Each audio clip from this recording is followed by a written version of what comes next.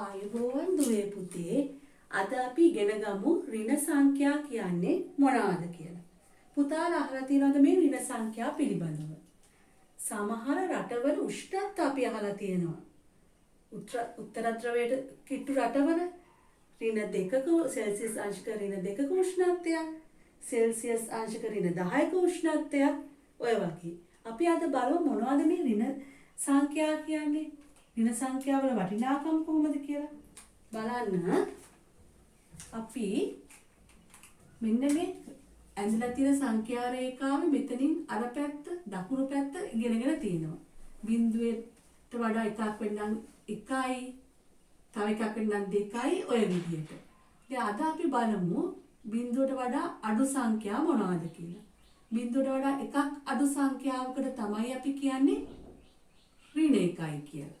එහෙනම් මොකද්ද මේ ඍණ 1 උෂ්ණත්වයක් කියන්නේ? අපි සෙල්සියස් අංශක බිඳුවක උෂ්ණත්වයක් කියලා සම්මත උෂ්ණත්වයක් තියාගෙන අන්න එයාට සාපේක්ෂව බලනවා. මෙයාට වඩා එකක් වැඩි නම් අපි කියනවා සෙල්සියස් අංශක 1යි.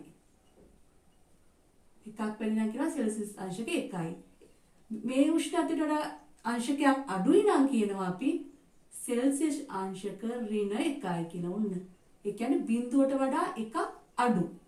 බිඳුවට වඩා එකක් අඩුයි නම් අපි කියනවා ඍණ 1යි කියලා. එතකොට මෙතන විශාල වෙන්නේ ඍණ 1ද බිඳුවද? උෂ්ණත්වය වැඩි බිඳුවේද ඍණ 1ේද? බිඳුවට වඩා අඩුයිනේ මෙයා. එහෙනම් වැඩි මෙයාගේ. එතකොට අපි මතක තියාගන්න බිඳුවේ අගය විශාලයි ඍණ 1ට වඩා කියලා. අපි කොහොමද දන්නවනේ සංඛ්‍යා රේඛාවේ මේ පැත්තේ ඉගෙන ගන්නකොට දකුණු අත පැත්තට මේ පැත්තට යන්න සංඛ්‍යාව විශාලත්වය වැඩි වෙනවා කියලා.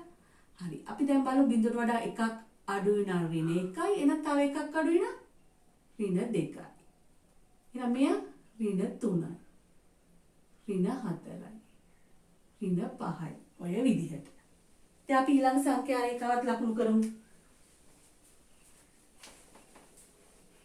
කොහොමද?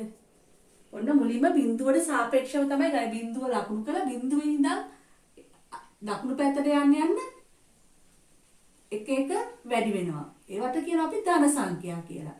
බිඳුවට වඩා අඩු සංඛ්‍යාවට තමයි අපි කියන්නේ ඍණ සංඛ්‍යා කියලා.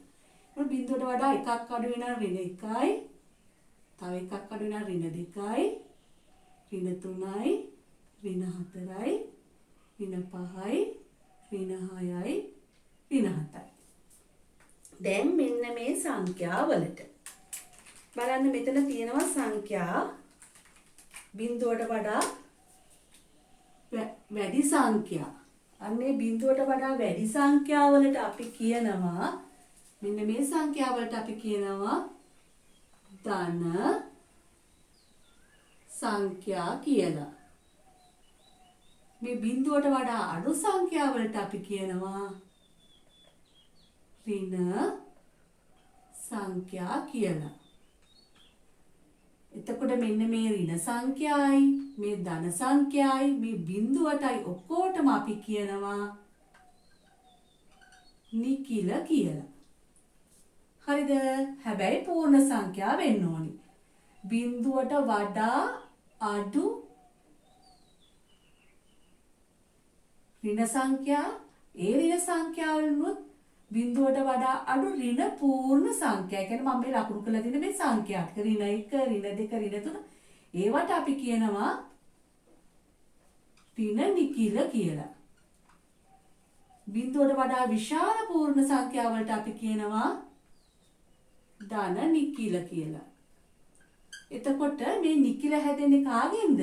ඍණ සංඛ්‍යයි, ධන සංඛ්‍යයි ඊට අමතරව මෙන්න මේ බිඳුවයි.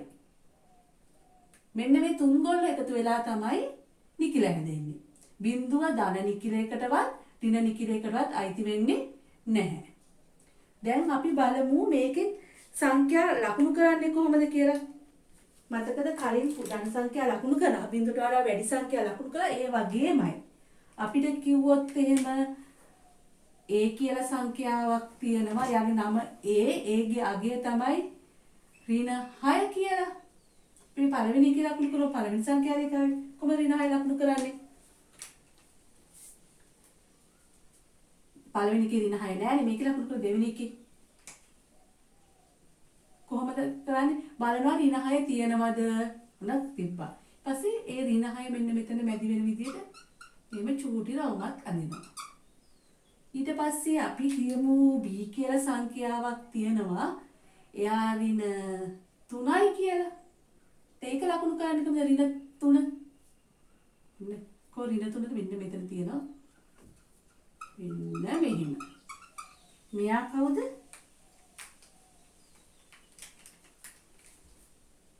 මේ සංඛ්‍යාව A.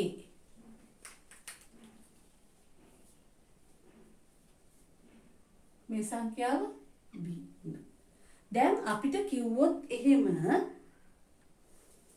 මේ සංඛ්‍යා දෙක අසමානතා ලකුණු වලින් සම්බන්ධ කරන්න කියලා. කියන්නේ නිකිල සංසන්දනය කරන්න කියලා. ඒක කරන හැටි බලමු. ඔන්න බලන්න ඍණ 6ද ලොකු ඍණ 3ද ලොකු. මෙහෙම ලියලා තිබ්බ කියලාම ඍණ 6 ඍණ 3. දැන් අසමානතා ලකුණු මතකද පුතේ? මෙන්න මේ ලකුණු දෙක. මේ කට ඇරිය පැත්ත දාන්න ඕනේ විශාල සංඛ්‍යාවේ පැත්තට. දැන් බලන්න මේ දෙනගේ ලොකු සංඛ්‍යාව කවුද කියලා. ඔන්න මතක තියාගන්න සංඛ්‍යා රේඛාවේ අපි කලින් දැක්කා මේ පැත්තට යන්න යන කියන්නේ දකුණු පැත්තට යන්න අගය වැඩි වෙනවා. බිඳුවට වඩා 1 ලොකුයි, එකට වැඩිය 2 විශාලයි ඔය විදිහට. ඒ ගතිගුණයම තමයි මේ මෙතන දිගටම තියෙන්නේ. කියන්නේ ඍණ 7ට වඩා ඍණ 6 විශාලයි, ඍණ 6ට වැඩිය ඍණ 5 විශාලයි, ඍණ 5ට වඩා ඍණ 4 විශාලයි. එතකොට 6 3ට වඩා ලොකුයි කියලා ඍණ 6 ලොකු විශාල වෙන්නේ නැහැ. සාමාන්‍යයෙන් නිකන් මෙහෙම තිබ්බොත් එහෙම විතර ඍණ ලකුණු නැහැ. දැන් කවුද විශාල? 6ද විශාල, 3ද විශාල. 6නේ විශාල. එතකොට කොහොමද අසමානතා ලකුණ දාන්නේ? විශාල එක්කෙනාගේ පැත්තට කට ඇරලා. ඒ කියන්නේ මෙන්න මෙහෙම. දැන් මේක මෙහෙම තිබ්බොත් මොකද කරන්න කියලා බලන්න. ඍණ 6 ඍණ 3. දැන් කවුද විශාල? මේ ඍණ 6 කියන්නේ බිඳුවට වඩා 6ක් අඩුයි. 3 කියන්නේ 3යි අඩු. මේ පැත්තට යන්නේ සංඛ්‍යාවල විශාලත්වය වැඩි වෙනවා. එහෙනම් මෙතන කවුද විශාල? ඍණ 3. ඍණ 3 පැත්තට තමයි මොකද කරන්න ඕනේ? කට අරින්න ඕනේ. දැන් මේක ලියන්නේ කොහොමද කියලා බලමු. අපිට කිව්වොත් එහෙම ලියන්න කියලා විස්තර කරලා කොහොමද මෙයා ලියන්නේ? මෙහෙම ලියනවා. මේ මුලින්ම තියෙන්නේ මොකද්ද? 6නේ. 6 කමාවක් දාලා කාට වඩාද විශාල වෙන්නේ? 3ට වඩා. දැන් 6 3ට වඩා විශාල වේ. ඊට පස්සේ මේක කොහොමද ලියන්නේ? ඒක ලියන්නේ බලන්න කවුද මුලින්ම ඉලා තියෙන්නේ කියලා. ඍණ 6. කොහොමද ඍණ 6 කියන එක ලියන්නේ? වචනෙන් එහෙම ඍණ. බල ඍණ කියලා ලියනකොට සයන්න නෙමෙයි ලියන්නේ ඉරු යන්න. ඍණ 6 කාට වඩාද මොනවද වෙන්නේ? කුඩයි. මේ කට ඇල්ලලා තියෙන ඍණ 3 පැත්තට කියන ඍණ 3 විශාලයි. ඍණ 6 කුඩයි. ඒකට මේ මුලින් තියෙන එක ලියන්න ඕනේ. ඍණ 6 මොකද වෙලා තියෙන්නේ? කුඩානේ වෙලා තියෙන්නේ. කොහොමද ලියන්නේ? කාට වඩාද කුඩාලා තියෙන්නේ? ඍණ 3ට වඩා. ඍණ 6 ඍණ 3ට වඩා මොනවාද වෙන්නේ? කුඩා වේ. මේවට කියන්නේ මොන ලකුණුද? අසමානතා ලකුණු. මේ විශාල වේ කියන ලකුණ. මේ කුඩා වේ කියන ලකුණ. මේක ලියන්නේ කොහොමද? 6 3ට වඩා විශාල වේ. මේක ඍණ 6 ඍණ 3ට වඩා කුඩා වේ. තව ඔය වගේ අපි නිකිල කීපයක් සංසන්දනය කරලා බලමු. මේ සංඛ්‍යා රේඛාව ආශ්‍රයෙන්ම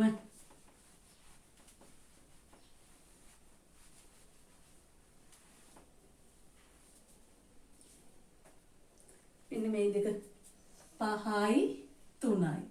මොකද කරන්න ඕනේ? මෙන්න මේ ලකුණු දෙකෙන් ගැලපෙන ලකුණ දාන්න ඕනේ. හරිද? ඊට පස්සේ බලමු ඍණ 1යි ඍණ 4යි. තව බිඳුවයි ඍණ 6යි. 4යි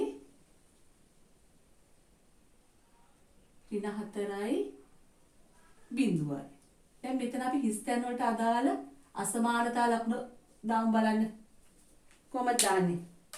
සංඛ්‍යා රේඛාව උදව් කරගන්න පුළුවන් අමාරු දේවල් වලට. හොඳයි. දැන් 5යි 3යි අපි කොහොමද දාන්නේ? 5ද ලොකු 3ද ලොකු. 5 විශාලයි. එහෙනම් 5 පැත්තට තමයි විශාල ලකුණ දාන්නේ. කට ඇරිච්ච ලකුණ දාන්නේ. දැන් කට අරින්න ඕනේ 5 පැත්තට.